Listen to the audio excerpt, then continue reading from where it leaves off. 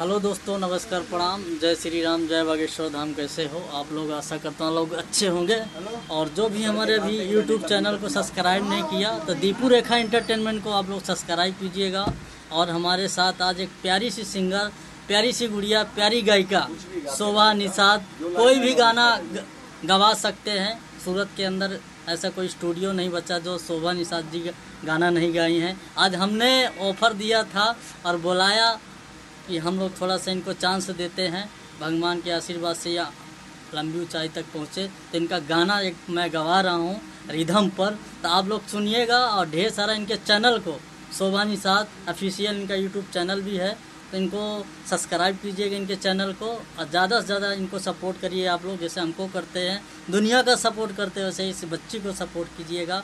चलिए मैं इनका गाना सुनाता हूँ और सुनवाता भी हूँ, तो आप लोग बने रहिए मेरे ब्लॉग पे। तो दोस्तों, ये हमारी आ गई शोभा जी। तो शोभा जी, आप कहाँ से हैं? नमस्ते, प्रणाम। है भोजपुरी गायिका शोभा निषाद। मैं यूपी गोरखपुर से हूँ, सूरत में रहती हूँ। और पढ़ाई भी करती है, साथ साथ सिंगिंग भी करती है। तो बहुत अच्छा लगा आज शोभा जी से मिलके। और काफ़ी दिनों से हमारी इनकी बात हो रही थी, मगर टाइम इनको नहीं मिलता था, ना मेरे को मिलता था। मैं आज यहाँ तो कल वहाँ, मगर आज संडे था, मैंने बुलाया, एक फ़ोन किया, बेचारी चली आई। बहुत अच्छा लगा शोभा जी, थैंक यू आपका। तो चलिए मैं आपको गाना गवाता हूँ, चलिए आप गा के सुनाइए।